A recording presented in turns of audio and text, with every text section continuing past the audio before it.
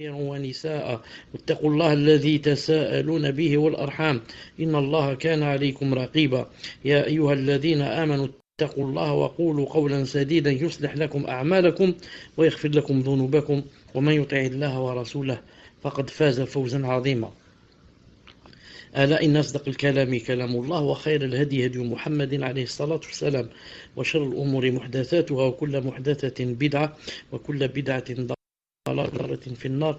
حياكم الله en cette soirée du dimanche 20 Rabi' al-Awwal 1436 de l'Hégire, correspondant au 11 janvier 2015 bi'idhnillahi ta'ala. Donc avec Thalathat al-Usul, aujourd'hui Inch'Allah ta'ala c'est le 12. On va réviser un peu le passé et Inch'Allah ta'ala on va commencer par le nouveau bi'idhnillahi ta'ala. Donc on avait vu que l'auteur avait dit, sache qu'Allah te fasse miséricorde, qu'il est du devoir de tout musulman et musulmane d'apprendre trois choses et de les mettre en pratique. Dans certains livres, c'est écrit d'apprendre trois vérités et de les mettre en pratique. La première, c'est le fait qu'Allah nous a créés, qu'il nous a accordé subsistance, il nous a donné le rizq et qu'il ne nous a pas laissé son but. Donc, vous remarquez, ensuite, la deuxième chose, c'est le fait qu'Allah n'agrée pas qu'on lui associe qui que ce soit dans son adoration. La troisième des choses qu'il faut savoir, c'est le fait de savoir que quiconque obéit au prophète et croit en l'unicité d'Allah n'a pas le droit de prendre comme allié ce qui s'oppose à Allah et à son prophète, pas même ses plus proches parents. Donc, on revient marche arrière, on a vu la première, c'est-à-dire le fait qu'Allah Ta'ala nous a créés, qui nous a donné subsistance, et on n'a pas encore vu qu'il ne nous a pas laissé son but. Donc, vous avez remarqué, dans la première, il y a trois choses. La première, c'est une seconde. Non, c'est le fait que Allah subhanahu wa ta'ala nous a. La deuxième, c'est le fait que Allah subhanahu wa ta'ala nous a accordé subsistance. On l'a fait ça. La troisième, ce qu'on va voir aujourd'hui, c'est le fait qu'il ne nous a pas laissé son but. Cheikh Ibn Uthaymin, rahimahullah ta'ala, commente ce passage, c'est le fait qu'il ne nous a pas laissé son but. Il dit, alayhi rahmatullahi ta'ala. Il a dit, ceci est une réalité au sujet de laquelle il existe des preuves textuelles et rationnelles. Cheikh Ibn Uthaymin rahimahullah dit, c'est une réalité. Le fait qu'Allah subhanahu wa ta'ala ne nous ait pas laissé son but. Il a dit, et il existe à propos de cela des preuves aussi bien textuelles, ça veut dire Coran et Sunna, ou bien les deux, ou bien l'un des deux, et rationnelles, des preuves de la raison. Cheikh Rahimahullah va commencer par les preuves textuelles. Il a dit, pour ce qui est des preuves textuelles, Allah Azza wa Jalla a dit dans le Coran, أَفَحَسِبْتُمْ أَنَّمَا خَلَقْنَاكُمْ عَبَثًا وَأَنَّكُمْ إِلَيْنَا لَا تُرْجَعُونَ فَتَعَالَى اللَّهُ الْمَلِكُ الْحَقُّ لَا إِلَهَ إِلَّا هُوَ رَبُّ الْعَرْشِ الْكَرِيمِ 115-116 المؤمنون. Pensiez-vous que nous vous avions créé son but et que vous ne serez pas ressuscité, et que vous ne serez pas ramené vers nous? Ensuite il a dit, que soit exalté Allah, le vrai souverain. Ça veut dire, ma'ad Allah, c'est pas vrai. Pas de divinité en dehors de lui, le Seigneur du trône sublime. Donc, le témoin ici c'est quoi? C'est le verset, pensiez-vous que nous vous avions créé son but et que vous ne seriez pas ramenés vers nous? Ça, ce n'est pas une question. Allah Ta'ala ne pose pas ici une question comme on pose une question à quelqu'un, on lui dit, est-ce que tu n'as pas vu par exemple Y ou bien X? Non. Allah subhanahu wa ta'ala ici, c'est dans le sens de faire des reproches. Faire des reproches. Il dit, est-ce que vous ne pensiez pas, c'est-à-dire est-ce que vous croyez que vous avez été créé sans but? C'est-à-dire, ma'ad Allah. C'est-à-dire qu'au contraire, je vous ai créé pour des buts. Et vous croyez aussi que vous ne serez pas ramenés vers nous. Justement, ça marche ensemble. C'est-à-dire, si Allah subhanahu wa ta'ala nous a créés pour un but, donc on doit revenir vers lui. Pourquoi? Pour qu'il nous demande, est-ce qu'on a œuvré pour le but, pas œuvrer pour atteindre le but. Donc ça marche ensemble. De même, l'Azza wa Jalla a dit أيحسب الإنسان أن يترك سدى ألم يكن نطفة من مني يمنى ثم كان علقة فخلق فسوى فجعل منه الزوجين الذكر والأنثى أليس ذلك بقادر على أن يخلق يحيي الموتى. Donc 36-40 نعم 36-40 Sourate Al-Qiyamah. L'homme pense-t-il qu'on le laissera sans obligation à observer? N'était-il pas une goutte de sperme éjaculée et ensuite une adhérence, puis Allah Ta'ala l'a créé et formé harmonieusement, puis on a fait alors les deux éléments de couple, le mâle et la femelle. Celui-là, c'est-à-dire Allah, n'est-il pas capable de faire revivre le mort? Une seconde. Donc le témoin ici, c'est le début, c'est le premier verset. L'homme pense-t-il qu'on le laissera sans obligation à observer? C'est une question aussi de reproche et de remontrance. Est-ce que tu crois que Allah subhanahu wa ta'ala t'a créé, comme il a dit un peu plus haut, sans but, et que tu vas vivre sans avoir d'obligation à observer? Non, tu fais ce que tu veux et tu dis ce que tu veux et tu t'habilles comme tu veux et tu vas où tu veux, tu manges ce que tu veux. Non. Est-ce que vous croyez que c'est comme ça? Cheikh Ibn Uthaymin dit rahimahullah ta'ala, il a dit or, on ne peut adorer Allah Azza wa Jal comme il le désire, si ce n'est par le biais des prophètes. Afon, j'ai sauté. Il a dit, quant aux preuves rationnelles, non, maintenant on va voir les preuves rationnelles de la raison. Quant aux preuves rationnelles, nous pouvons dire que la création des hommes afin qu'ils vivent, mais il s'agit plutôt d'une absurdité totale. Non, je répète, c'est très important. Je répète, quant aux preuves de la raison, nous pouvons dire les hommes de ce bas monde tels des animaux, puis meurent sans résurrection. Meurent, ils deviennent de la poussière, sans résurrection, la sagesse d'Allah Azza wa Jal. Mais il s'agit plutôt d'une absurdité totale. Ça, c'est absurde. Et il n'est pas possible qu'Allah Azza wa Jal conçoive la création, lui envoie des prophètes et nous permette de combattre ceux qui sont en opposition et en divergence avec les messagers, alayhim salam, puis qu'après cela, le résultat soit le néant. Ceci est incompatible avec la sagesse d'Allah Azza wa Jal. En fait, toute personne qui reste toute seule, 5 minutes, c'est tout, et commence à méditer, va trouver le vrai, et que c'est une chose qui existe dans la fitra. Tu n'as pas besoin ni de Coran ni de Sunna. Seulement dans la prédisposition naturelle. Pour celui qui a toujours un cœur vivant, il sait que c'est pas possible, qu'on soit créé comme ça pour faire n'importe quoi, ensuite mourir et devenir poussière et ne plus se rencontrer. Et celui qui m'a tué, m'a tout pris, il n'a pas payé ici. Ce monde, c'est plein d'injustices, je vois pas l'autre pourquoi il est archi-milliardaire et l'autre archi-pauvre, peut même pas manger du pain et du fromage. Et comme ça, cette vie donc n'a pas de sens. Il dit ça marche pas avec la sagesse d'Allah subhanahu wa ta'ala. Pour la richesse et la pauvreté, il est possible. Il est possible que, c'est-à-dire que si Allah Ta'ala a donné à l'autre des milliards et n'a rien donné à l'autre, ça ne veut pas dire donc que Yawm al-Qiyamah qu'il ne va pas donner aux pauvres. Ça ne veut pas dire que le richard sera aussi mieux que lui Yawm al-Qiyamah. Non. Peut-être l'autre, il a ici le bas monde, mais il n'a rien là-bas, peut-être. Mais si c'est un croyant, un bon croyant, il a utilisé son argent dans ce que aime Allah subhanahu wa ta'ala et son prophète, celui-là aussi aura, ici et là-bas, ici et là-bas. Ensuite, il a dit, en effet, pour dire que Allah Ta'ala, comme ça son but, en effet, il nous a envoyé un prophète. La parole de Barbahari, la parole de Mohammed ibn Abdul Wahhab, quand il a dit, en effet, il nous a envoyé un prophète. Abdelaziz, tu as la phrase, tu l'as pas. En effet, il nous a envoyé un prophète. Voilà. Cette phrase, Cette phrase, Cheikh Ibn Uthaymin rahimahullah ta'ala la commente. Il dit, c'est-à-dire qu'Allah Azza wa Jal nous a envoyé à nous, communauté de Muhammad sallallahu alayhi wa sallam, un prophète qui nous récite les versets de notre Seigneur, nous purifie, nous enseigne le livre et la sagesse, de la même façon qu'il a envoyé des prophètes aux communautés qui nous ont précédés.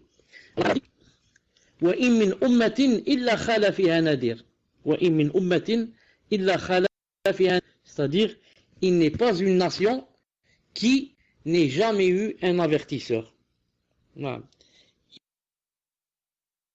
Il n'est pas une nation. Nous t'avons envoyé avec la vérité en tant qu'annonciateur et avertisseur. Il n'est pas une nation qui n'ait jamais eu un avertisseur.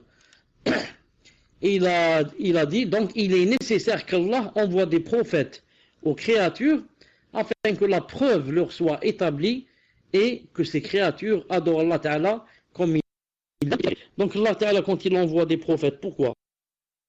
Parmi les sagesses, le premier établissement de la preuve. Car Yawm al-Qiyamah, le jour de la résurrection, beaucoup de gens vont dire, et Allah Ta'ala, vous ne nous avez pas envoyé quelqu'un pour nous montrer comment faire pour vous adorer. Nous montrer la vérité, pour qu'on suive et nous montrer le faux pour qu'on l'évite. Donc, Allah Ta'ala maintenant, quand il a envoyé des preuves, des messagers, personne n'a d'excuse Yawm al-Qiyamah. Personne n'a d'excuse Qiyamah. Et la deuxième sagesse, Allah subhanahu wa ta'ala nous a envoyé le messager. Pourquoi? C'est-à-dire, s'il n'y avait pas de messager, qu'est-ce qui serait passé? Donc chacun aurait inventé des choses de sa tête. Si on savait que Allah Ta'ala existait, mais il n'y avait pas de messager.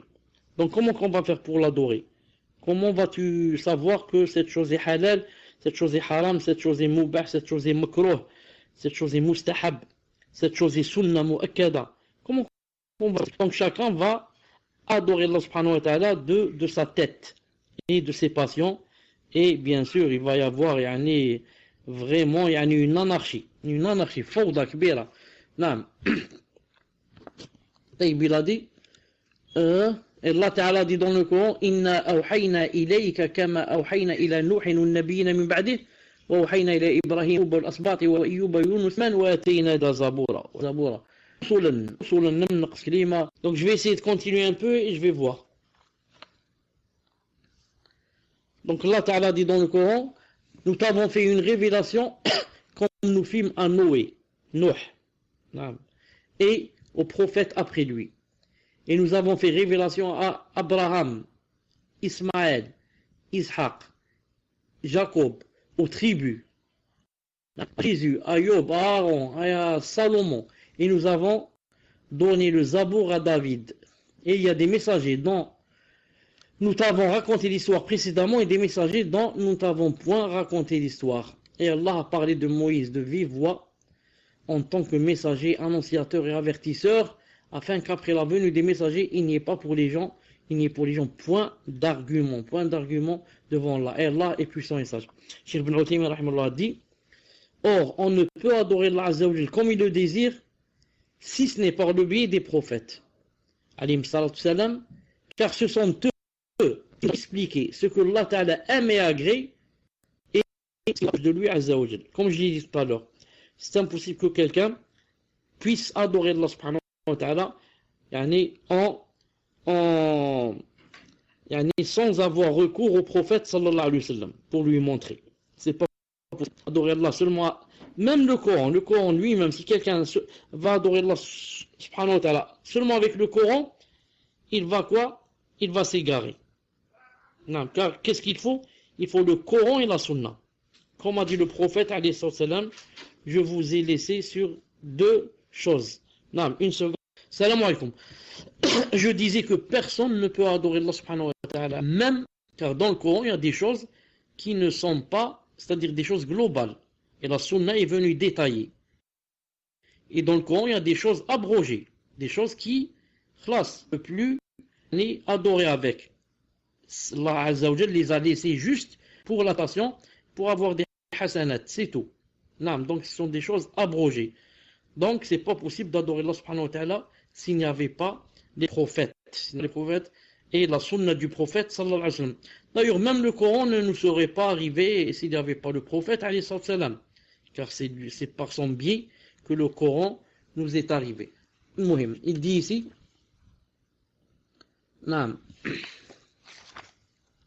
quiconque lui obéit, c'est-à-dire au prophète, quiconque lui obéit entrera au paradis.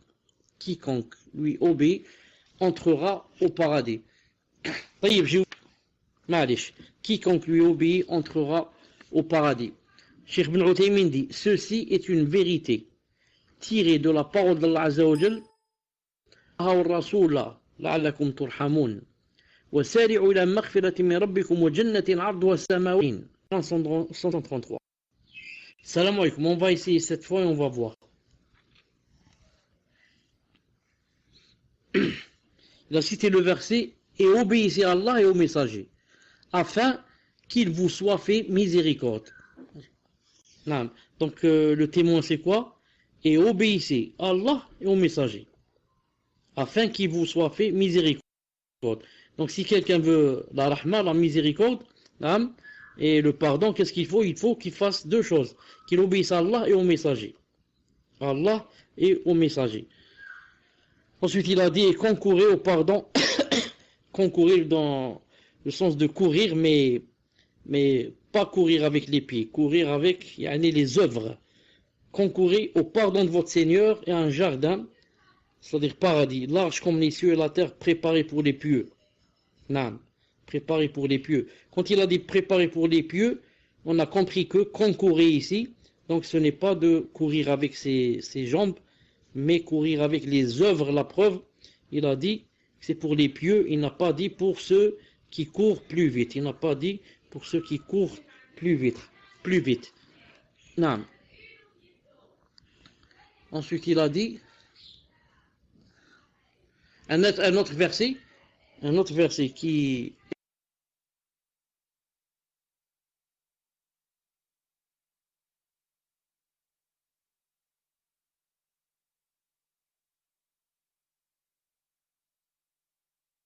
ومن يطع الله ورسوله, il a dit ici وأطيعوا الله والرسول لعلكم ترحمون وأطيعوا الله والرسول لعلكم ترحمون.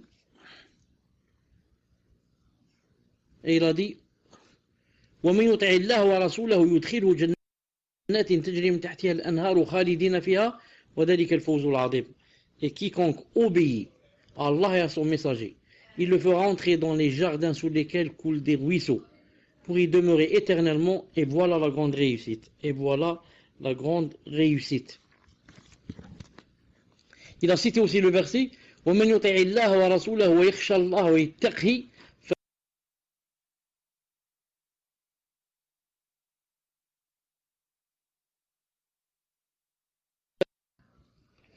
Quand vous affichez les versets, le micro tombe, je ne sais pas pourquoi.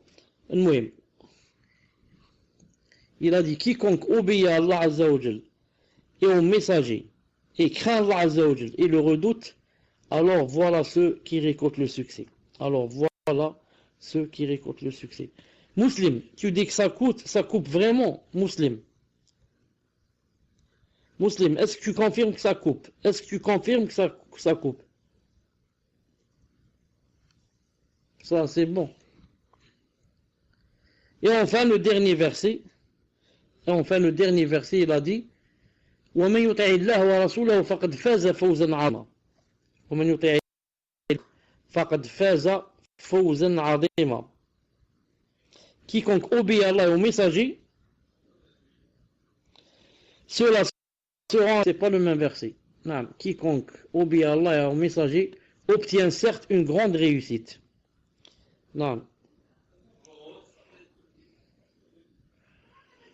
Abdelaziz, c'est-à-dire quand tu écris toi les versets, tu mets tout le verset. Alors que dans le livre, il y a seulement un passage du verset. Un passage du verset. C'est pour ça que... voilà, c'est pour ça maintenant je cherche Oui, le verset en français. Donc il a dit ici, وَمَنْ يُطِعِ اللَّهَ وَرَسُولَهُ فَقَدْ فَازَ فَوْزًا عَظِيمًا. Quiconque obéit à Allah et son messager obtient certes une grande réussite. Obtient certes une grande réussite. Donc c'est 44. Al-Ahzab 71. Maintenant, Nisa 69. Quiconque obéit à Allah au messager, ceux-là seront avec ceux qu'Allah Azza wa Jalla a comblé ses bienfaits, les prophètes, les véridiques, les martyrs et les vertueux. Et quel bon compagnon que ceux-là. Et quel bon compagnon que ceux-là. Cheikh Ibn Uthaymin rahimahullah dit, et les versets dans ce sens sont nombreux. Et les versets dans ce sens sont nombreux. Il y a aussi la parole du prophète sallallahu alayhi wa sallam. Toute ma communauté entrera au paradis, sauf ceux qui le refusent. Toute ma communauté entrera au paradis, sauf ceux qui le refusent. On lui dit, mais qui refuserait au prophète d'Allah? Il répondit, quiconque m'obéit entrera au paradis, et quiconque me désobéit aura refusé. C'est un hadith authentique rapporté par Bukhari, Ali rahmatullah. Ensuite, le Barbahari, Ali rahmatullah, a dit, et quiconque lui désobéit entrera en enfer. Et quiconque lui désobéit entrera en enfer. Non.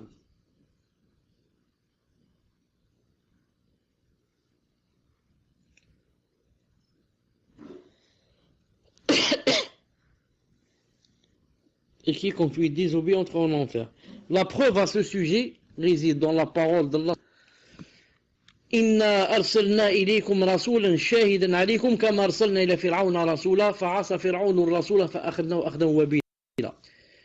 Nous vous avons envoyé un messager pour être témoin contre vous. De même que nous avions envoyé un messager à Pharaon, Pharaon désobéit alors au messager, nous le saisîmes donc rudement.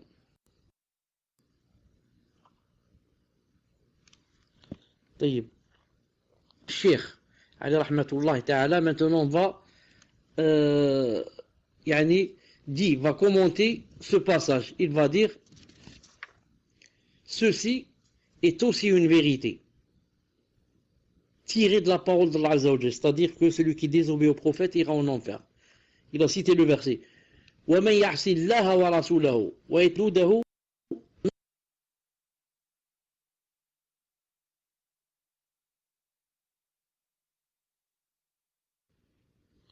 Le verset de Nisa 14, et quiconque désobéit à Allah et à son messager et transgresse ses ordres, il le fera entrer au feu pour y demeurer éternellement, et celui-là aura un châtiment avilissant. Donc quiconque désobéit à Allah et son messager et transgresse ses ordres, au point bien sûr où ça va le faire sortir de l'islam, car il a dit, il entrera au feu pour y demeurer éternellement. Or, ne reste éternellement en enfer que le kafir. Quant aux musulmans croyants, même s'il a fait tous les grands péchés du monde, il sortira de l'enfer tant qu'il n'a pas fait le shirk. Tant qu'il n'a pas fait le shirk et le grand shirk. Ensuite, il a dit, c'était Nisa 14. Nisa 14. Ensuite, il a dit, وَمَنْ يَعْصِ اللَّهَ وَرَسُولَهُ فَقَدْ ضَلَّ ضَلَالًا مُبِينًا. Un autre verset montre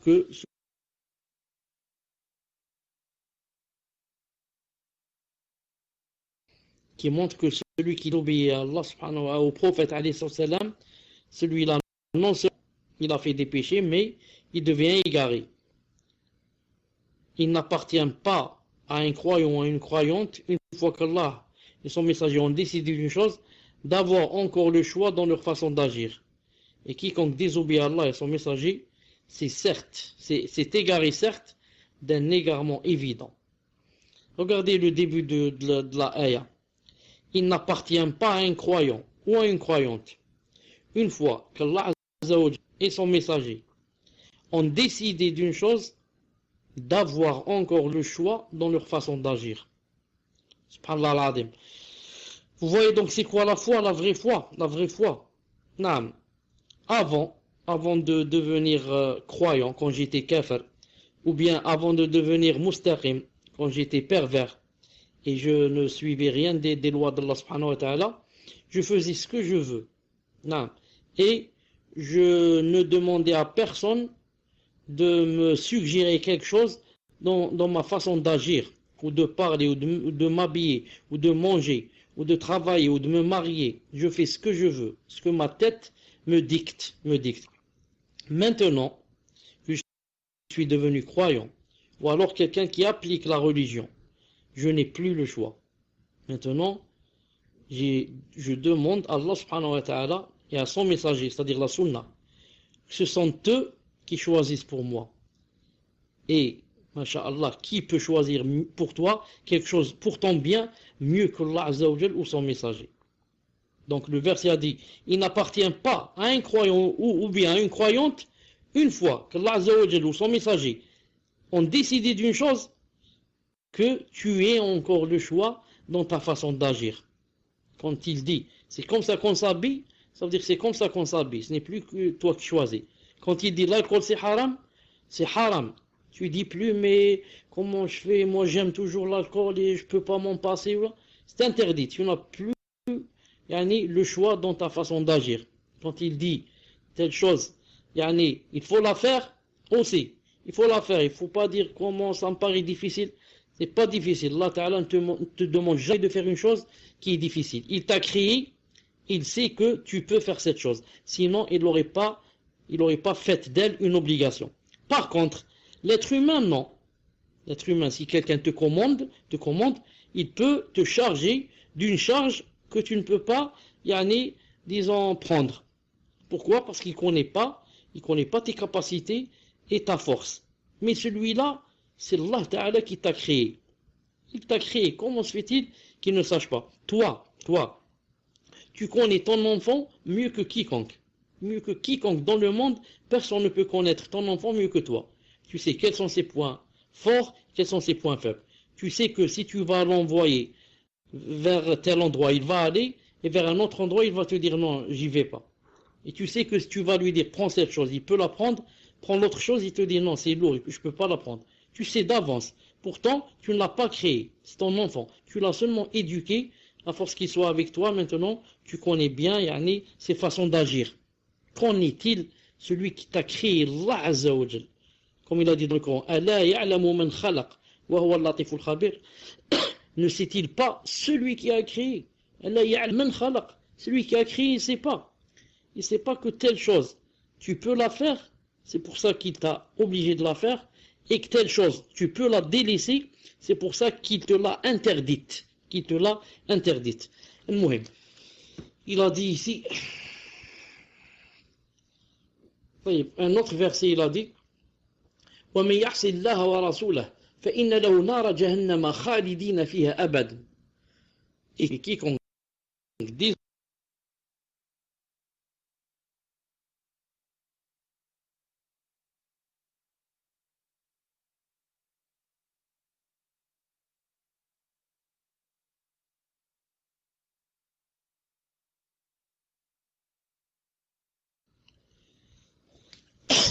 il a dit ici, et quiconque désobéit à Allah et à son messager aura pour récompense le feu de l'enfer, pour y demeurer éternellement. Et quiconque désobéit à Allah et à son messager, désobéit dans le sens de, par exemple, ne croit pas en lui, ou alors, par exemple, il sort de l'islam, il n'y rentre pas du tout, ou bien il rentre et il sort. Celui-là aura le feu de l'enfer pour y demeurer éternellement. Et regardez la rahma d'Allah subhanahu wa ta'ala, comment que, si on va rencontrer Yawm al-Qiyamah avec des montagnes de péchés, le maximum qui puisse nous arriver, c'est quoi? C'est d'entrer en enfer, mais, alhamdoulilah, il faut qu'il y ait, bi'idhnillah, un jour où on doit quitter cet enfer. Imaginez si Allah Ta'ala avait mis comme loi que quiconque fait un péché, par exemple, 2, 3, 4, 5, par exemple, 10 péchés, il dit celui-là, c'est terminé pour lui. Il ne va plus sortir de l'enfer. Ce serait vraiment très grave. Très très grave pour nous. Donc, Allah Subhanahu wa Ta'ala, son but avec nous, ce n'est pas, il veut nous châtier, oui, il veut nous faire, nous jeter en enfer. C'est pas ça le but. Il n'aime pas qu'on soit ingrat. Tu dis comment? C'est moi qui t'ai créé, ensuite tu adores un autre avec moi, ou alors tu ne m'adores pas du tout, ou alors tu ne m'adores pas du tout et tu adores un autre à ma place. Ça c'est grave. Mais tant que tu adores Allah subhanahu wa ta'ala et tu ne fais pas de shirk, donc même si tu fais beaucoup de péchés, Allah subhanahu wa ta'ala est quoi? Le grand pardonneur. Parce que n'oublie pas que tu fais, à l'opposé, tu fais aussi beaucoup de bonnes choses. Et Yom al-Qiyamah, c'est une question de balance. Une balance, naam. La balance, qu'est-ce qu'elle contient? Deux choses. Deux choses sur lesquelles on pose à droite et à gauche. Naam. Donc, si, naam, c'est le côté des bonnes œuvres qui va prédominer sur le côté des péchés, donc, alhamdoulilah, c'est le paradis. Si c'est le contraire, c'est quoi? C'est l'enfer. Et comme j'ai dit, même si le croyant rentre en enfer, alhamdoulilah, que bi'idnillahi ta'ala, il sortira un jour. Il sortira un jour de l'enfer. Ça, c'est le commentaire de Cheikh Ibn Uthaymin alayhi rahmatullahi ta'ala. Maintenant, on va lire ce qu'a dit Cheikh Nejmi hafidallahu ta'ala à propos de ce point. Il a dit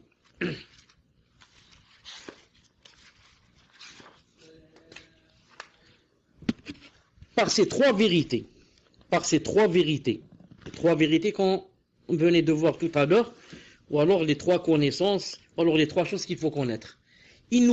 Par ces trois vérités, il nous est possible de connaître la réalité du monothéisme, tawhid. La première vérité est qu'Allah Azza wa Jalla nous a créés et qu'il nous prodigue ses bienfaits et qu'il ne nous a pas négligés et abandonnés sans ordre ni interdiction auquel se soumettre. Au contraire, il nous a envoyé un messager qui nous a exhortés à affirmer le tawhid d'Allah subhanahu wa ta'ala. Et il nous a mis en garde contre la désobéissance et la rébellion. Avant cela, il nous a mis en garde contre le chant à adorer d'autres divinités avec Allah Azza wa Jalla. Ainsi, pendant 10 ans, au début de sa mission prophétique,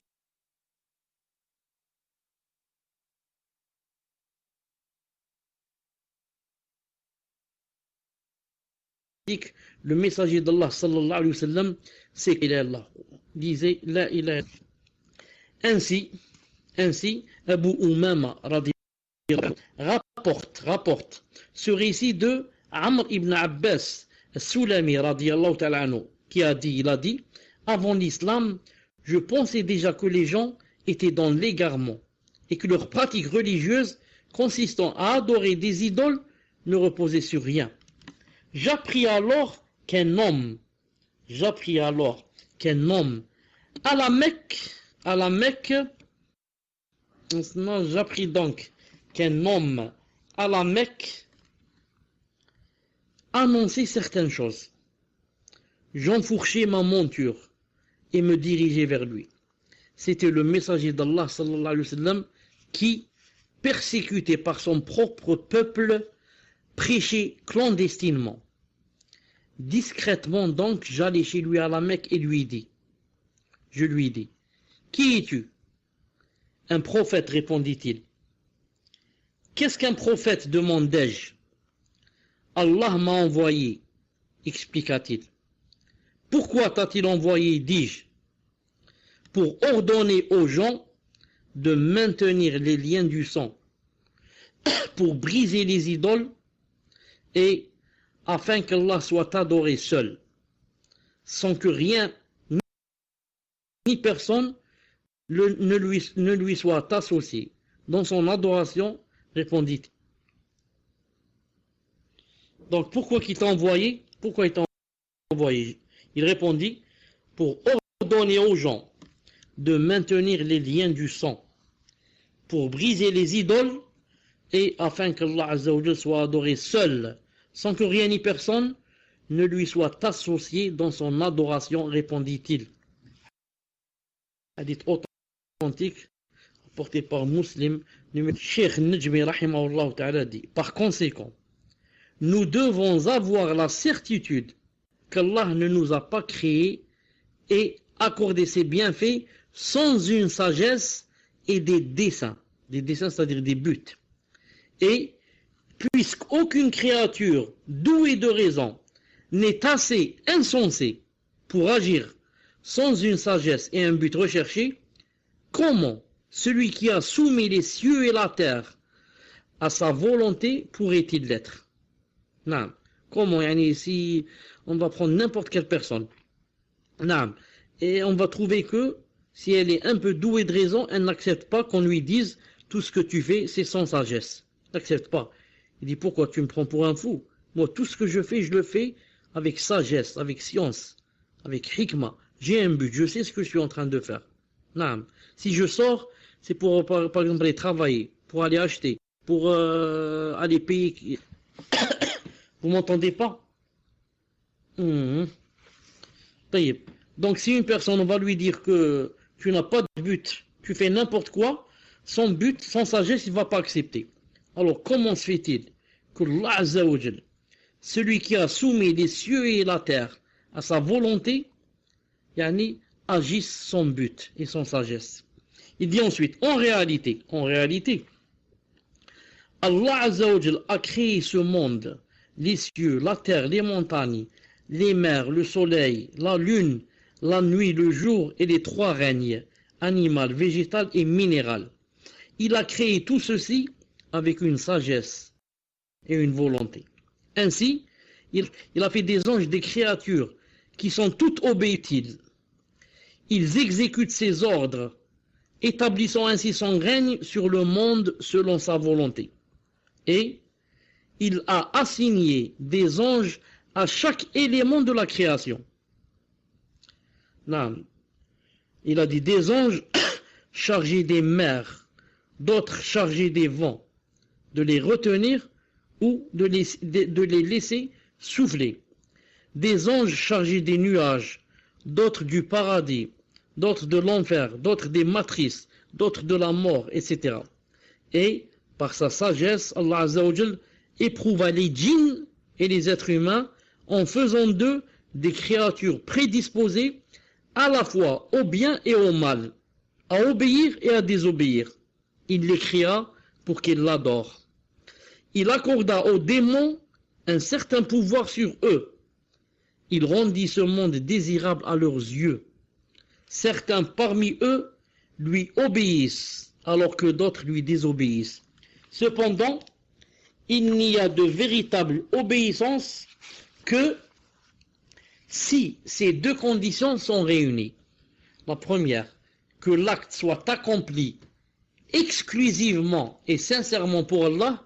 La deuxième, et qu'il soit conforme aux préceptes divins contenus dans le livre d'Allah Azza wa Jal et aux enseignements transmis par le messager alayhi salam à sa communauté. À chacune des communautés passées fut envoyé un messager, et Muhammad alayhi salam est le sceau de ces messagers. Allah l'a envoyé à cette communauté avec pour mission de les appeler à adorer Allah Azza wa Jal seul et de les mettre en garde contre la tentation d'adorer d'autres que lui. Par conséquent, quiconque obéit à ce messager sallallahu alayhi wa sallam gagnera le meilleur de ce monde et de l'au-delà, alors que celui qui lui désobéit subira un douloureux châtiment. Que l'on regarde de plus près. Il dit, il faut méditer, il faut voir. Que l'on regarde de plus près. Quelles furent les causes de l'anéantissement des nations passées? Non. Qu'est-ce qui a fait que les nations passées ont été anéanties? Et, non, il dit ici, non, des nations passées. N'ont-elles pas été anéanties pour avoir désobéi à leurs messagers? Évidemment que si. Évidemment que si. Ainsi, le peuple de Nuh, alayhi salam, Noé, n'a été détruit que pour avoir désobéi à son messager, Nuh, alayhi salam. Et les Had n'ont été exterminés jusqu'au dernier que pour cette raison aussi. Le même sort fut réservé à Thamoud, le peuple de Salih, alayhi salam, ainsi qu'aux nations qui leur ont succédé. Pharaon et son peuple, le peuple de Madian, à qui fut envoyé Shu'aib, alayhi salam, le peuple de Lot alayhi salam, sans compter toutes les nations qui furent anéanties sans que nous le sachions. Car Allah ne nous a parlé que d'un petit nombre de messagers. Puisque nous savons que les nations n'ont été détruites que pour avoir désobéi à leurs messagers, il est de notre devoir d'obéir à l'ordre du messager alayhi salam, consistant à adorer Allah Azza wa Jal seul, et que l'on sache avec certitude qu'Allah Azza wa Jal nous a créés et nous a comblés de ses bienfaits pour une unique raison. C'est quoi? Que nous l'adorions seul, sans associer quoi que ce soit à son adoration. Et quiconque voue son culte à un autre que lui, Azza wa Jal, commet le seul péché qui ne peut être pardonné. Celui-ci mérite donc de demeurer en enfer pour l'éternité et de se voir interdit le paradis. Car Allah Azza wa Jalla a dit dans le Coran: Inna Allah la yaghfiru an yushraka bih wa yaghfiru ma duna dhalika liman yasha wa man yushrik billahi faqad iftara ithman 'azima. Certes, Allah ne pardonne pas qu'on lui donne quelque associé. À part cela, il pardonne à qui il veut. Mais quiconque donne à Allah quelque associé commet un énorme péché, un énorme péché. Non. Ensuite, il a cité un autre péché, un autre verset, le dernier. لقد كفر الذين قالوا إن الله هو المسيح ابن مريم وقال المسيح يا بني إسرائيل اعبدوا الله ربي وربكم إنه من يشرك بالله فقد حرم الله عليه الجنة ومأواه النار وما للظالمين من أنصار. Les djinns, verset 18. Ô fils d'Israël. Où est-ce qu'il a commencé? Ce sont certes des mécréants, ceux qui disent en vérité Allah c'est le Messie, fils de Marie. Alors que le Messie a dit: ô enfants d'Israël, adorez Allah mon Seigneur et votre Seigneur. Quiconque associe à Allah d'autres divinités, Allah lui interdit le paradis et son refuge sera le feu, et pour les injustes, pas de secoureur. Donc regardez avec moi le verset. Ce sont certes des mécréants ceux qui disent en vérité Allah c'est le Messie, fils de Marie. Donc toute personne qui dit que Allah c'est le Messie, fils de Marie, il a dit celui-là a mécru. Pourquoi? Car le Messie lui-même a dit aux enfants d'Israël, il leur a dit: ô enfants d'Israël, adorez Allah mon Seigneur et votre Seigneur. Il n'a pas dit adorez moi, mais adorez Allah. C'est qui? Mon Seigneur et votre Seigneur. Et il leur a dit: quiconque associe à Allah d'autres divinités, Allah lui interdit le paradis et son refuge sera le feu, et pour les injustes, pas de secours. Voilà, Inch'Allah Ta'ala, on se suffit aujourd'hui. Subhanakallahumma wa bihamdik, ashhadu an la ilaha illa ant, atubu ilayk. Wa alaykum assalam wa rahmatullahi wa barakatuh. Est-ce que vous m'entendez? Non, donc alhamdulillah.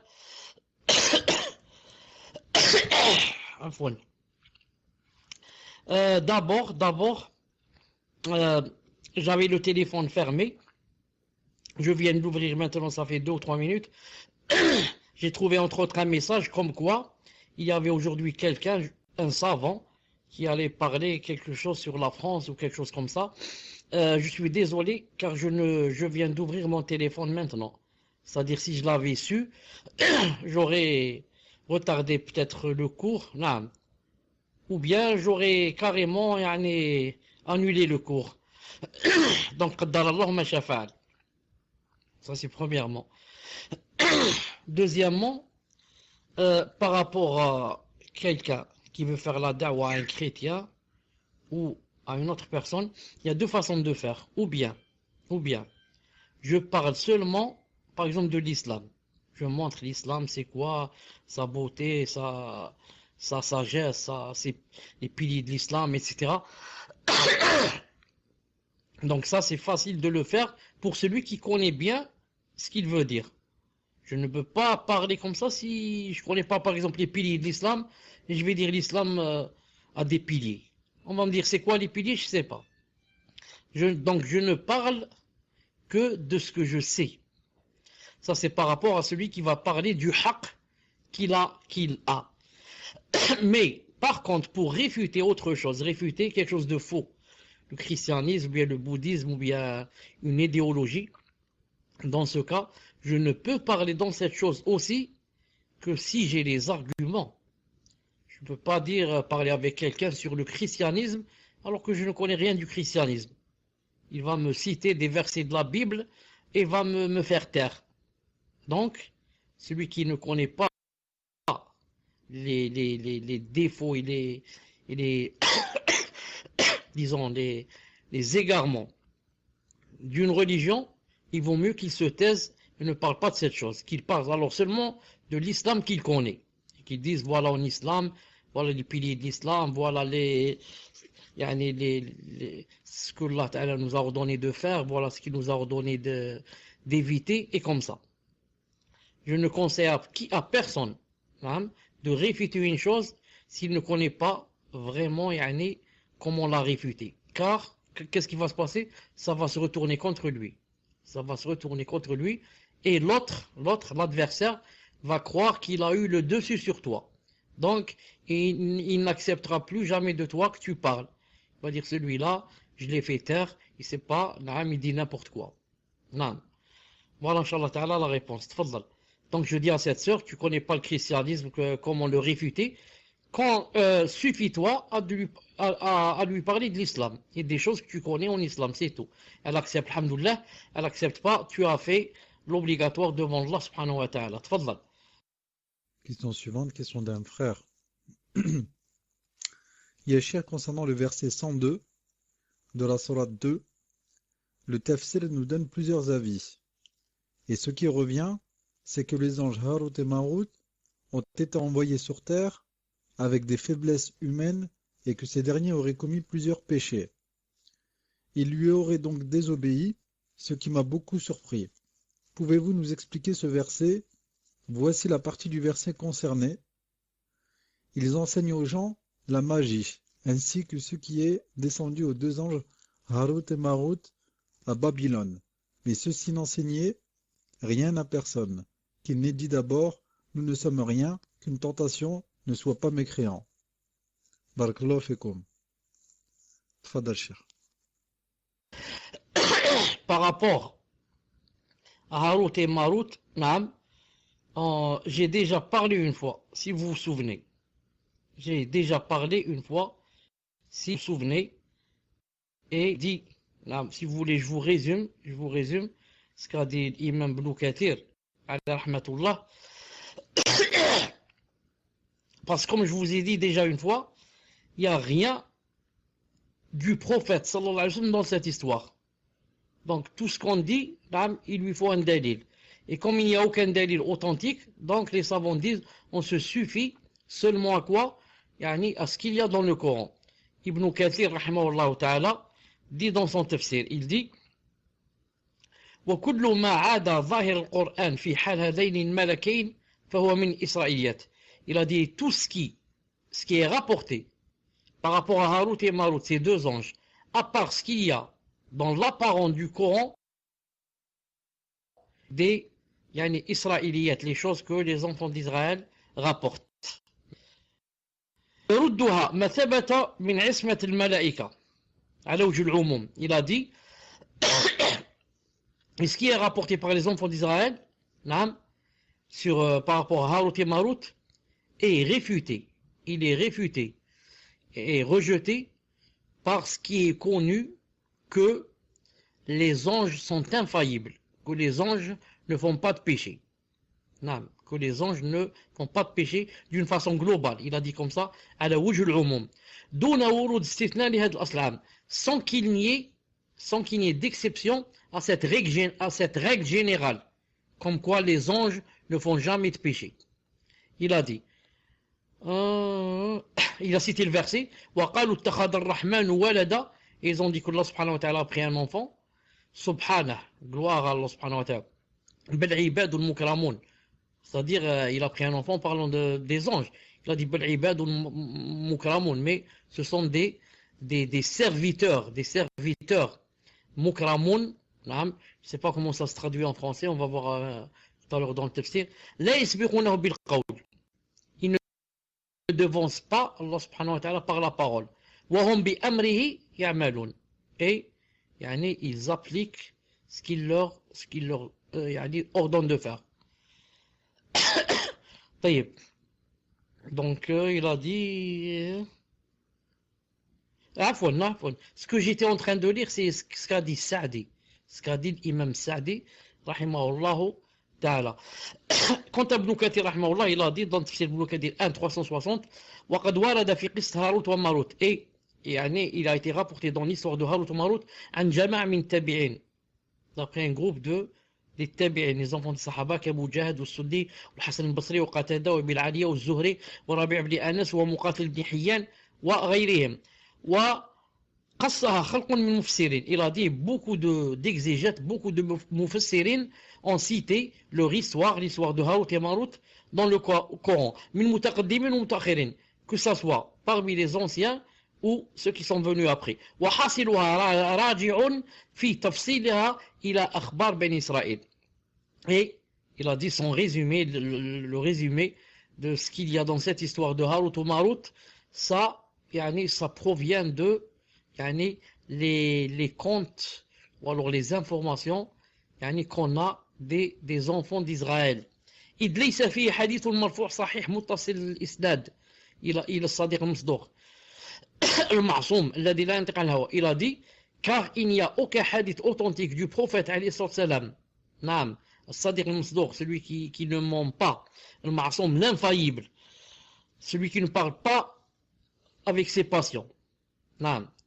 Donc il a dit wa zahir siyaq al-Qur'an, et l'apparent des versets, de ce verset qui a rapport avec Harut ou Marut, et de ces versets, il a dit ijmalul qissa min ghayri bast.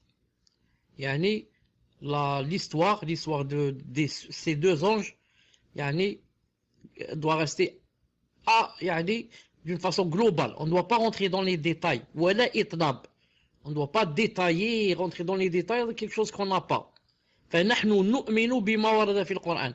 Nous on croit à ce qu'il y a dans le Coran, على ما أراده الله تعالى, comme Allah Ta'ala l'a voulu. وَاللَّهُ أَعْلَمْ بِحَقِيقَةِ الْحَالِ. Et seul Allah Subhanahu wa Ta'ala connaît le fond de cette chose. Le fond de cette chose. Donc voilà, nous on dit comme a dit le Coran. Non, on n'ajoute rien, il n'y a rien du prophète alayhi salam d'authentique en cette chose. Non. Tfadlal. Question suivante, cher. Question d'une sœur qui dit Jazakumullahu khayran pour les cours, cher. J'aurais besoin que vous puissiez m'éclaircir, bifadillah, concernant le jugement des crèmes hydratantes, des médicaments, des parfums, des savons, etc. contenant de l'alcool. Quel est l'avis le plus fort, ainsi que pour le vinaigre d'alcool? Malheureusement, nous trouvons ces composants partout et dont nous ne savons pas le pourcentage. Barakallahu fikum, qu'Allah subhanahu wa ta'ala vous préserve de sa colère et vous inonde de sa miséricorde, ainsi qu'aux administrateurs, aux auditeurs, à tous les croyants et toutes les croyantes. Amin. Tfadal, Cheikh. Par rapport au vinaigre, on en a parlé assez souvent, je crois. On a cité les trois avis qu'il y a par rapport au vinaigre. Et on a dit pour sortir de tous ces mashakil, si quelqu'un a peur des problèmes, il ne veut pas prendre par exemple par l'avis qui dit c'est permis, car il veut prendre l'avis qui dit c'est pas permis, alors qu'il prenne, comme on l'a dit, qu'il sorte de tous ces problèmes, qu'est-ce qu'il fait? Alors qu'il achète le vinaigre de citron. C'est connu, ça doit exister chez vous. Et d'ailleurs, il est masha'Allah. Premièrement, quand je mets le vinaigre de citron, je suis sûr de ne m'être pas approché du haram, alhamdoulilah, je m'en suis éloigné. Et deuxièmement, ça n'a pas l'odeur comme le vinaigre de vin. Le vinaigre de vin, si vous avez remarqué, il a une odeur de vin. On dirait que ça saoule pas. Donc moi, pour éviter tout cela, j'achète, Inch'Allah Ta'ala, le vinaigre de citron. Et je ne peux pas interdire à quelqu'un et lui dire le vinaigre de vin est haram, alors qu'il y a une grande divergence en cela. Mais moi, j'essaie de l'éviter, Inch'Allah Ta'ala. Par rapport au parfum, on voit combien il y a de pourcentage, si c'est écrit le pourcentage. Si le pourcentage est écrit, au-delà de 5, je préfère éviter. Et encore, je ne peux pas dire aussi que c'est haram. Car certains spécialistes de la matière, Wallahu ta'ala alam, on dit que même l'alcool qu'on ajoute au parfum pour qu'il devienne du parfum, on dit ce n'est pas l'alcool qu'on boit. Ils ont dit c'est tout à fait autre chose. J'ai discuté avec quelqu'un qui ou bien lui-même fabrique les parfums ou bien qui lui-même a discuté avec quelqu'un qui fabrique les parfums quand j'étais au Koweït. Maintenant, j'ai oublié. Qu'est-ce qu'il a dit? Il a dit le parfum qu'on met, l'alcool qu'on met dans le parfum n'a rien à voir avec l'alcool qu'on boit et qui est interdit. Il a dit c'est un produit qu'on met dans le parfum pour ne pas perdre l'odeur. Si on ne met pas ce produit et tu vas mettre le parfum sur toi, ça va rester quelques secondes. Mais en mettant ce produit, hein, qu'on appelle l'alcool, voilà, il fixe l'odeur. Il peut rester une demi-heure, une heure, ça dépend d'après combien on en a mis, d'après de la qualité. Donc, je dis, mais malgré cela, si quelqu'un voit que c'est écrit que c'est plus de 50%, 60% d'alcool, 70%, il vaut mieux éviter, bi'idhnillahi subhanahu wa ta'ala. Naam. Wallahu ta'ala alam. Tfaddal. Question suivante, question d'un frère. Ahsanallahu ilaykum cher. Vous avez exposé les preuves textuelles ainsi que les preuves rationnelles pour expliquer le fait qu'Allah ne nous ait pas laissé sans but. Je souhaiterais savoir si l'épreuve rationnelle, et donc la raison, peut être utilisée dans toutes les branches de notre religion, ou est-ce que la raison a ses limites dans certains domaines religieux, et doit donc être délaissée. Barakallahu fikum wa hayyakumullah. Tfaddal, Cheikh. Ce qu'il faut savoir, Inch'Allah, et c'est très important, que c'est très importante, car beaucoup de musulmans ne connaissent pas ces choses et s'embrouillent. S'embrouillent, qu'est-ce qu'ils font? Ils brouillent les gens. Ils font embrouiller les kuffars jusqu'à ce qu'ils n'acceptent pas cet islam. La première des choses, c'est quoi? C'est que jamais, il n'y a quelque chose dans le Coran ou la Sunna qui va en contradiction avec la raison. C'est pour cela que les savants disent, en islam, on peut trouver le muhar, mais on ne peut pas trouver le muhal. J'écris en arabe. Donc en islam, il est possible qu'il y ait le muhar, le premier, mais il n'y a jamais le muhal. Le muhar, c'est quoi? Le muhar, c'est quelque chose qui peut tuhayyiruka. Quelque chose qui peut te rendre étonné.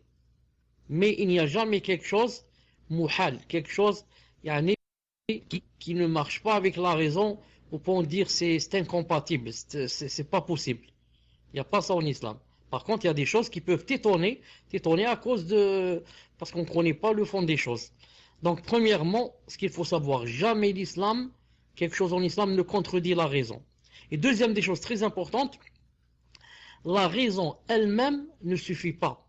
La raison t'aide pour comprendre les textes, pour comprendre la charia, mais la raison elle-même ne peut pas être une source de législation. Il faut qu'il y ait la sunna. Surtout, où la raison ne rentre pas du tout, c'est dans la aqida. Dans la aqida et le dogme, la raison, qu'est-ce qu'elle devient? Elle suit les textes. C'est pas elle qui invente. Par exemple, je ne peux pas m'asseoir et tout seul essayer de raisonner. Est-ce que, par exemple, le paradis a 7 portes, 8, 9, 10, une porte, ou n'en a pas du tout? On ne peut pas savoir avec la raison. Naam. Est-ce que ce qu'il y a à l'intérieur du paradis est de telle sorte ou telle sorte, quel est le nombre de lits, de récipients, de rivières, avec la raison, c'est pas possible. Est-ce que Allah subhanahu wa ta'ala a 2 mains, 2 pieds, 2 yeux? Avec la raison, c'est pas possible. Il faut quoi? Il faut des textes. Naam, car la raison elle-même ne peut jamais arriver à des choses dans la aqida. Voilà les deux choses qu'il faut connaître bi'idhnillahi subhanahu wa ta'ala. La raison ne peut pas être une source dans la aqida et dans la législation. Et deuxièmement, dans la législation, la raison suit et non pas c'est elle qui invente ou légifère. Fadlal. Question suivante, question d'un frère. Cher, j'étais à un dars sur la hijra dernièrement. Et après le dars, en plaisantant, j'ai dit à un frère que je connais pour évoquer le dars, entre guillemets, il va falloir faire ses valises ce soir, un. Et sans avoir l'intention de se moquer ou quelque chose comme ça, ensuite il y a un frère, il m'a fait la remarque en me disant qu'il ne faut pas rigoler sur la religion ou quelque chose qui fait partie de la religion et que cela pouvait faire sortir de la religion. Cher, le fait de se moquer de la religion, je connais son jugement. Mais est-ce que dans ces situations, ça en fait partie et quel est le jugement de ce qu'il m'a dit? Fadal Cher. D'abord, Muslim, j'ai pas compris ce qu'a dit le frère. Il faut que je comprenne ce qu'a dit le frère. Ensuite, je sais que l'autre lui a dit, il faut pas dire comme ça fait sortir de la religion. Mais qu'a dit exactement le frère? En fait, ça n'a rien à voir avec le fait de sortir de la religion. C'est une religion, mais il a voulu faire rire seulement en disant que donc nous, on doit quitter ce soir et le pays et partir. Non. Et peut-être il n'y a pas un savant qui de temps en temps dit quelque chose comme ça qui fait rire. Peut-être il n'y a pas un savant dans le monde qui, dans ses cours, comme ça, quelque chose qui fait rire, mais il n'est pas en train de se moquer de la religion. Peut-être il parle de lui-même. Ah oui, il se moque de lui ou de ça, de je ne sais quoi. Donc si vous écoutiez les cassettes de Cheikh Al-Albani, vous vous étonneriez. Combien de fois il rit, combien de fois il fait rire. Donc ça n'a rien à voir avec Allah. Mais si par contre quelqu'un se moque de la religion, il fait un don quand il termine, cette hijra, c'est je ne sais quoi. On dit un mot qui n'est pas bien. Ça coupe. Taïb, je sors et je reviens, Inch'Allah. Salam alaikum. Est-ce que vous m'entendez maintenant? On va voir, Inch'Allah ta'ala, si ça coupe pas. Si ça coupe, on arrête. Donc je disais que il y avait que ça afouane. Voilà, Cheikh Al-Albani, si vous écoutez ses cassettes, vous allez vous étonner combien qu'il dit de choses comme ça qui font rire, combien de fois il rit et combien de fois les gens rient avec lui.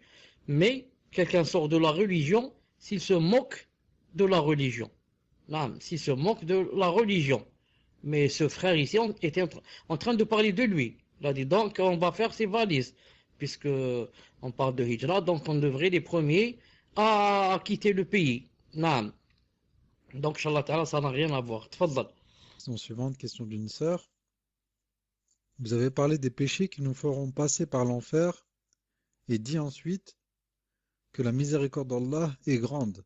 Mais y a-t-il aussi des péchés qui peuvent nous faire rester éternellement en enfer? Tfaddal, cher. Naam. Il n'y a qu'un péché qui peut faire rester la personne éternellement en enfer. C'est ce qu'on appelle le kufr, le shirk et la grande hypocrisie. C'est le grand kufr qui fait que la personne reste éternellement en enfer. Mais si c'est un petit kufr, un petit shirk, une petite hypocrisie, tout cela, d'après l'avis le plus fort des savants, Allah subhanahu wa ta'ala fait sortir la personne de l'enfer un de ces jours pour la faire rentrer enfin éternellement au paradis bi'idhnillah subhanahu wa ta'ala. Inna Allah la yaghfiru an yushraka bih wa yaghfiru ma duna dhalika liman yasha. Allah ta'ala ne pardonne pas quand on lui associe quelqu'un. Mais à part cela, il pardonne à qui il veut. Fadlal. Question suivante. Question d'un frère. Ya Sheikhana, j'étudie la mémorisation du Coran avec un professeur. Mais ça fait 7 mois que mon professeur s'est absenté et je ne sais pas s'il va reprendre les cours de Coran. Allahu a'lam. Ma question, ya Cheikh, est: m'est-il permis de mémoriser le Coran tout seul? Tfadal, Cheikh. Je ne sais pas quel est ton niveau. Je ne sais pas quel est ton niveau. Est-ce que pour mémoriser, il faut être sûr que ce que je lis se prononce comme je suis en train de lire. Car sinon, si tu vas apprendre un mot en le prononçant mal au début, ça va être très difficile ensuite. Après des années, ça va être très difficile de le corriger. Prenons l'exemple par exemple, quelqu'un de nos parents, par exemple. Lorsqu'il lit, par exemple, Fatiha, par exemple, il dit, Alhamdulillah, Rahman, Rahim, par exemple, il dit, Iyaka na'budu wa iyaka nasta'in, ensuite il dit, Ahdina sirat al-mustaqim. Ahdina sirat al-mustaqim. Comme ça, avec A. Alors qu'on doit dire I. Ihdina sirat al-mustaqim. Donc, Va corriger maintenant à ton père ou à ta grand-mère qui dit Ahdina depuis 50 ans. Va lui dire maintenant non, c'est faux. Ahdina, Cheikh Ibn Uthaymin dit la salat est nulle. Car tu as demandé à Allah Ta'ala de te faire un cadeau. Tu lui as dit Ahdina. Au lieu de lui dire Ihdina, c'est-à-dire guide-nous vers le chemin droit. Toi tu lui as dit donne-moi un cadeau. Ahdina. Du mot, du verbe yahdi. Et le hadiya c'est le cadeau. Donc, maintenant que tu as appris à dire Ahdina, personne ne peut te l'enlever, difficilement. Taïb. Donc, je conseille à cette personne, si elle est sûre que ce qu'elle lit, c'est comme ça que ça se prononce, et pour être sûre, qu'est-ce qu'elle doit faire? Non? Et même si elle veut se corriger, voilà. Et si elle, pour qu'elle soit sûre que c'est comme ça que ça se prononce, je lui conseille qu'elle mette une cassette et écoute d'abord le verset qu'elle veut apprendre ou le passage qu'elle veut apprendre en suivant la cassette, comment qu'il est en train de lire. Naam. Ensuite, Inch'Allah Ta'ala, elle apprend, naam, et tawakkal ala Allah subhanahu wa ta'ala. Naam. Question suivante. Ma question est basée sur un cours précédent. Donc je voudrais savoir, parmi les gens qui rentreront au paradis sans jugement, est-ce que les prophètes sont compris? Barakallahu fikum. Fadashir. Je n'ai pas bien compris la question. Si la personne veut dire, est-ce que, est-ce que les prophètes sont compris dans les 70 000, ou est-ce qu'elle veut dire que les prophètes rentreront sans jugement? Je dis, si c'est la deuxième des choses, est-ce que les prophètes rentreront sans jugement? On va répondre que si, il y a 70 000 de la communauté du prophète qui va rentrer sans jugement. Alors comment se fait-il que les prophètes rentrent avec jugement? C'est pas possible. Car aucune personne dans le monde n'a le statut d'un prophète. Or, s'il y a 70 000, et parmi ces 70 000, chaque 1000 font rentrer 70 000 autres.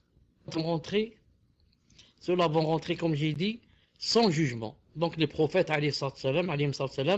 c'est sûr qu'ils vont rentrer bi'idhnillah subhanahu wa ta'ala sans jugement. Naam, tfaddal. Question d'une sœur. Ahsanallahu ilaykum. Lorsque j'explique à mon fils de 5 ans, il y a un seul Dieu, Allah. Allah subhanahu wa ta'ala a créé toute chose. Il me demande si c'est Allah qui l'a dessiné. Comment dois-je répondre? Car je crains d'utiliser le mot dessiner et il ne comprend pas encore le mot façonner. Barakallahu fikum. Tfadal Cheikh.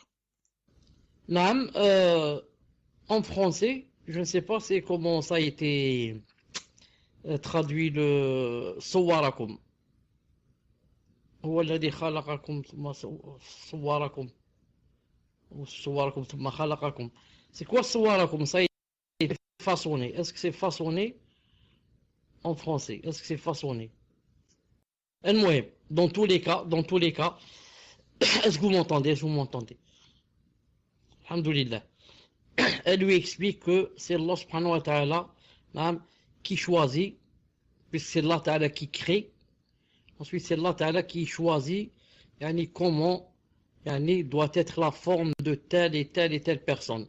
C'est Allah ta'ala qui dit, celui-là, je lui donne par exemple 2 yeux bleus, l'autre je lui donne 2 yeux verts, l'autre je lui donne 2 yeux noirs, l'autre je lui donne des cheveux noirs, l'autre je lui donne des cheveux blancs, l'autre je lui donne des cheveux par exemple roux. Et comme ça, celui-là je lui donne la peau blanche, celui-là je lui donne la peau noire. Et comme ça, celui-là je lui donne par exemple 1m70, celui-là 1m50, 1m40. Celui-là, je lui donne, il doit vivre 50 ans. Celui-là 40 ans, celui-là 35 ans. Et comme ça, c'est Allah Ta'ala qui crée, c'est lui qui commande, c'est lui qui choisit comment créer la personne dans sa plus belle forme, bi'idhnillahi ta'ala.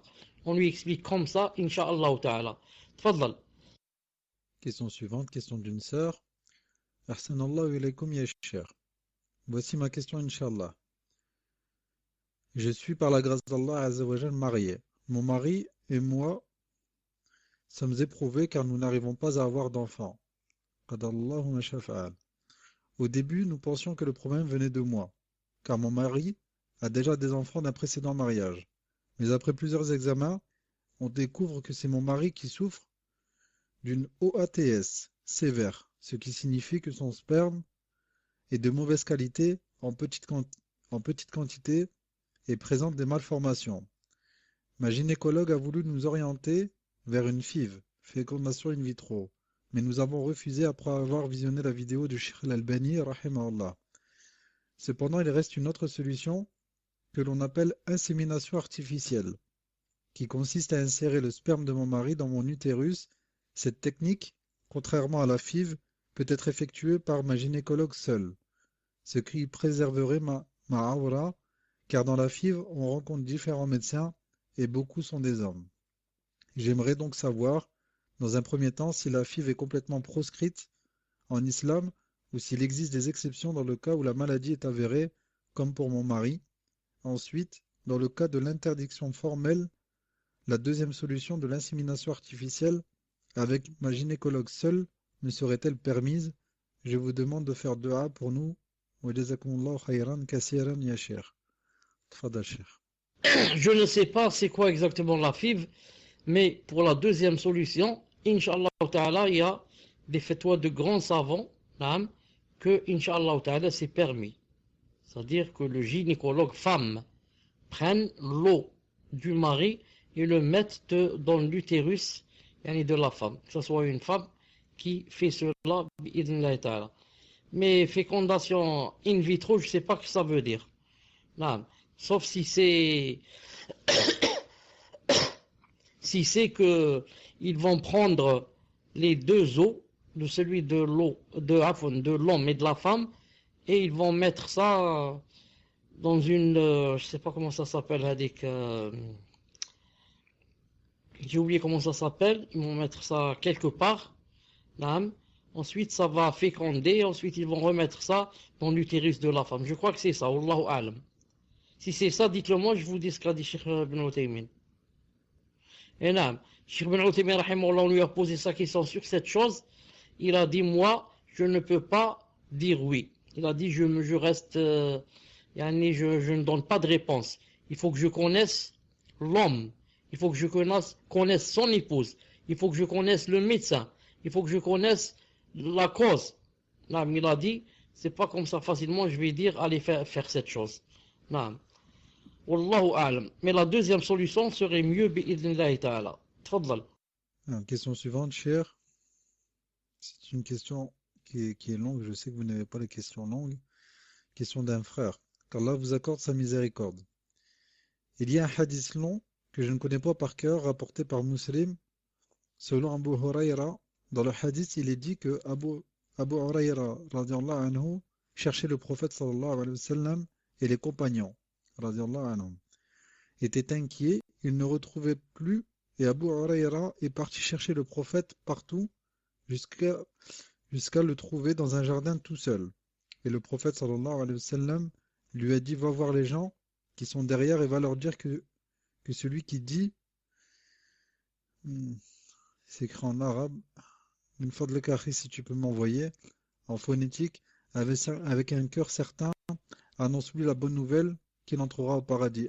Après, Abu Huraira est sorti du jardin, il est parti heureux pour annoncer la bonne nouvelle aux compagnons. Et le prophète sallallahu alayhi wa sallam lui a donné sa sandale. Et Abu Huraira l'a prise et il est parti. Quand il est arrivé sur la route, Omar radiallahu anhu a suivi la même route qu'Abu Huraira et lui a dit, où vas-tu? Et il a vu Abu Huraira avec la sandale du prophète sallallahu alayhi wa sallam. Alors Abu Huraira lui a dit, j'étais avec le prophète sallallahu alayhi wa sallam, il m'a dit que celui qui dit, cher, attendez, j'attends que le frère m'envoie, Fawzi, si tu peux lui demander, le passage, certains dans son cœur entrera au paradis, et je dois lui annoncer la bonne nouvelle. Alors Omar radiallahu anhu lui a mis un gros coup sur le torse avec sa main et il est tombé par terre. Après, Abu Huraira a eu les larmes aux yeux. Ensuite, Omar lui a dit, retourne voir le prophète sallallahu alayhi wa sallam. Et donc, Abu Huraira a fait demi-tour pour retourner chez le messager d'Allah sallallahu alayhi wa sallam et Omar marchait derrière lui. Quand ils sont arrivés au jardin où se trouvait le prophète sallallahu alayhi wa sallam, le messager d'Allah sallallahu alayhi wa sallam a demandé à Abu Huraira, pourquoi tu pleures? Qu'est-ce qui se passe? Que se passe-t-il? Et Abu Huraira lui a expliqué, tu m'as dit de prendre ta sandale et d'aller voir ceux qui sont derrière le jardin et leur annoncer la bonne nouvelle, que celui qui dit La ilaha illallah et qui ne doute pas entrera au paradis. Et quand j'étais en route, j'ai vu Omar radiallahu anhu, je lui ai annoncé la nouvelle et je lui ai dit que j'allais annoncer la nouvelle aux autres. Il m'a frappé et il m'a dit de revenir te voir. Le prophète sallallahu alayhi wa sallam a dit Ya Omar, pourquoi tu lui as fait ça et pourquoi tu lui dis de faire demi-tour? Et Omar lui a répondu Ya messager d'Allah, tu as dit à Abu Huraira d'aller voir les gens pour leur dire que celui qui dit La ilaha illallah et qui ne doute pas va entrer au paradis, et si on leur annonce cette bonne nouvelle, ils vont plus faire d'action, et le prophète a donné raison à Omar, ils ne l'auront pas dit. Ma question, pourquoi à cette époque ce hadith n'a pas été transmis, et comment se fait-il qu'aujourd'hui on sache ce hadith alors que dans le hadith il est dit qu'ils ne l'auront pas dit? En résumé, pourquoi avoir caché à l'époque cette parole et que de nos jours on en soit informé? Pourriez-vous me donner le hadith original s'il vous plaît, car je l'ai recopié en écoutant un audio, donc il doit manquer une partie d'après ce que j'avais compris. Merci d'avance, qu'Allah vous bénisse. Tfadal cher. Assalamu alaikum, est-ce que vous m'entendez? Il n'y a rien en islam qui a rapport avec la aqidah ou la sharia qui doit être caché. Il n'y a rien en islam qui a rapport avec la aqidah ou la sharia qui doit être caché. Caché, c'est-à-dire absolument et définitivement.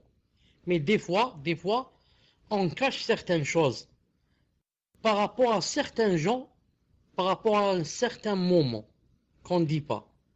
Pourquoi?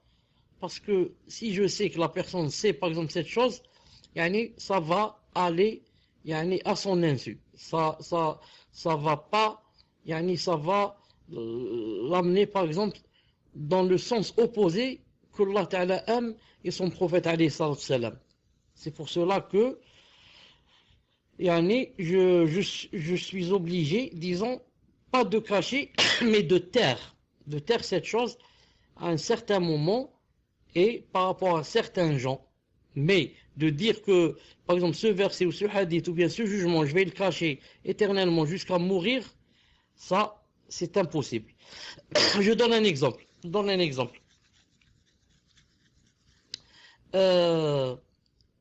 Par exemple, je vois une femme qui est dévoilée. Je lui dis, le prophète alayhi salam m'a dit, Kasiyat ariyat, ma'ilat mumilat. Je lui dis, ala ru'usihinna ka asminat al-bukht. La yadkhulna al-jannah. Le prophète sallam m'a dit, la yadkhulna al-jannah. Elles ne rentreront pas au paradis. Wa la yajidna riha, et ne sentiront même pas son odeur, l'odeur du paradis. Et que l'odeur se trouve à telle et telle distance. Quand je dis comme ça à une personne qui est dévoilée, à une femme qui est dévoilée, qu'est-ce qu'elle va comprendre? Elle va comprendre que donc si elle ne porte pas le voile, donc elle ne va pas rentrer au paradis et qu'elle ne va même pas sentir son odeur. Ça ou là, c'est vrai. Mais sûrement que vous êtes d'accord avec moi que le hadith veut dire c'est dans le cas où elle ne reconnaît pas son statut. Elles disent non, il n'y a pas de voile. Et elle meurt comme ça, sans voile.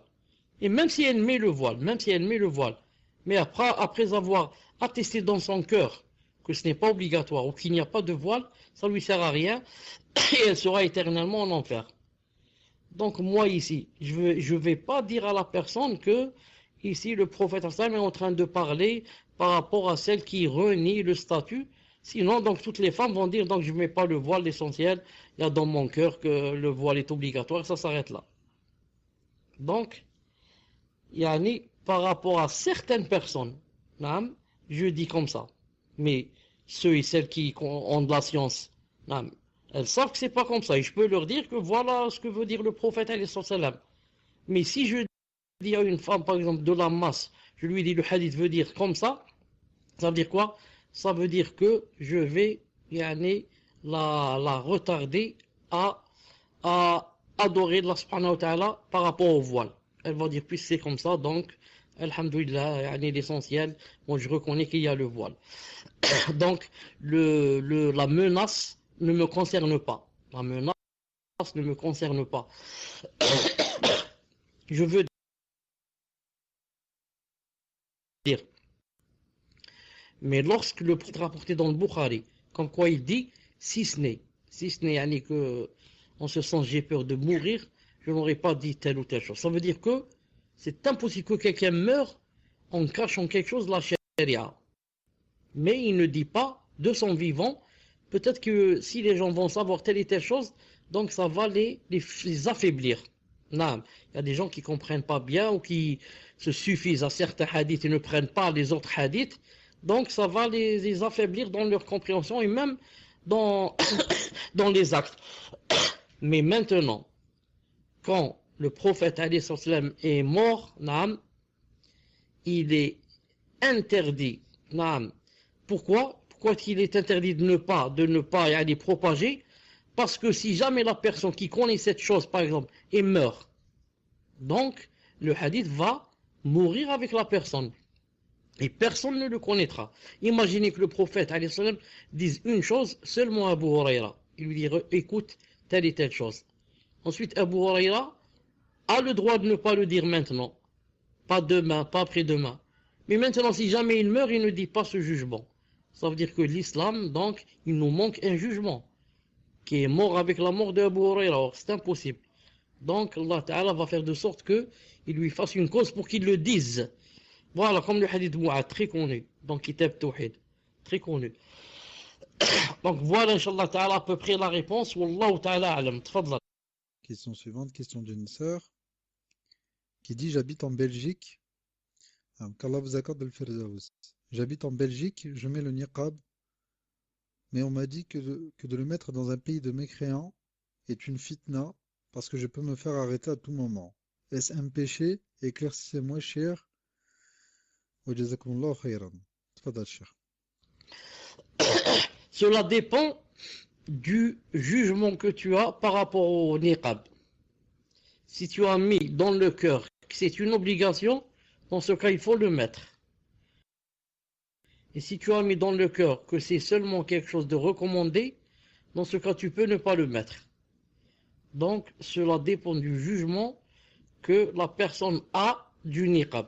Si elle a dans le cœur que c'est quelque chose d'obligatoire, donc dans ce cas, je le mets sauf quand je suis dans la contrainte. Sauf quand je suis dans la contrainte. Et si la personne a mis dans le cœur que son jugement c'est seulement recommandé, donc elle peut le mettre ou ne pas le mettre. Là, tfadlal. Question suivante, question d'un frère. Oh cher, pardonnez-moi, j'apprends Binillah la langue arabe mais ne la maîtrise pas encore assez pour vous poser la question pour moi-même. Je vous expose brièvement ma situation afin que vous puissiez Binillah me donner une réponse éclairée. Je me suis converti il y a 3 ans, alhamdoulilah, et juste après je me suis marié avec une femme marocaine. Nous avons eu un garçon ensemble qui va avoir 2 ans. Je me suis rendu compte, en apprenant ma religion, qu'elle et sa famille ont toutes les caractéristiques des soufis. Ils font des rêves qu'ils attribuent à un don divin, ils discutent entre eux sans se parler, ils font bouger les pages internet sur l'ordinateur sans le toucher, font tomber les gens en les regardant, etc. Ils prétendent être pieux sans que les femmes ne portent le hijab, sans que les hommes ne se rendent à la mosquée. Ils prient quand ils veulent, ils critiquent de façon virulente les gens de la sunna. Je leur ai fait la da'wa avec mes maigres connaissances, mais ils m'ont boycotté, me traitant d'extrémiste, puis de sorcier, car ils pensent de par leurs rêves que je leur fais de la magie qui les rend malades. Mon ex-épouse, nous avons divorcé devant le Seigneur des mondes, et j'attends le jugement de divorce devant l'État français, me prive de mon fils. Elle a fait de faux témoignages afin de dire que je maltraite mon enfant et d'en avoir la garde exclusive, me privant de mes droits et devoirs envers lui. Le seul devoir qu'elle m'accorde est le droit financier que mon fils a sur moi. Ma question est la suivante. Quel est le moindre mal et la conduite à tenir dans ma situation? Faire la hijra, fi sabilillah, avec le risque de ne parlant pas encore l'arabe, je connais les lettres et j'apprends les bases de la grammaire, de ne pas avoir un salaire me permettant de nourrir mon fils, sachant que le coût pour le nourrir, le vêtir, le soigner en France et grand rapport au niveau de la vie de nombreux pays musulmans. Où dois-je continuer à apprendre l'arabe tout en m'écartant des fitanes en France et repousser momentanément la hijra? Ou dois-je faire la hijra sans me préoccuper de cela?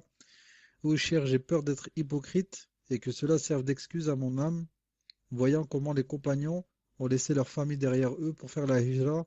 Pouvez-vous prendre le temps d'étayer votre réponse de preuves dalil, qu'Allah vous récompense pour toute science que vous partagez et que cela soit pour vous un grand témoin le jour où les livres seront lus et les témoins témoigneront.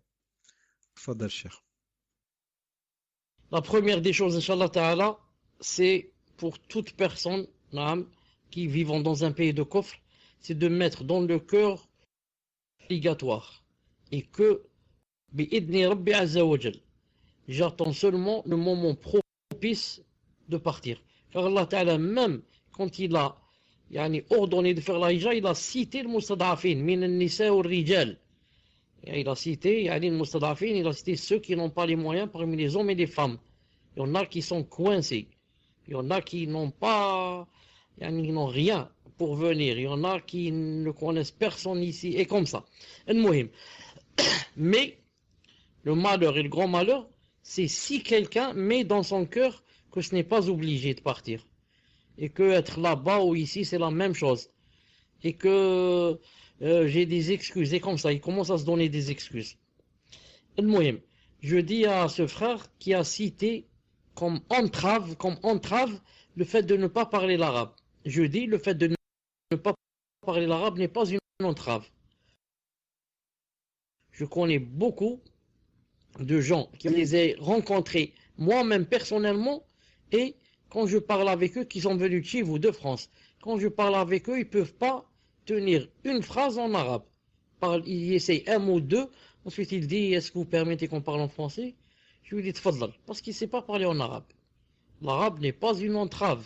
L'arabe, ça viendra ici une année, 2 ans, 3 ans, 4 ans, ensuite, tu vas trouver que tu parles l'arabe, au moins l'arabe dialectal. Si ce n'est pas l'arabe littéraire, au moins l'arabe du pays, le dialecte.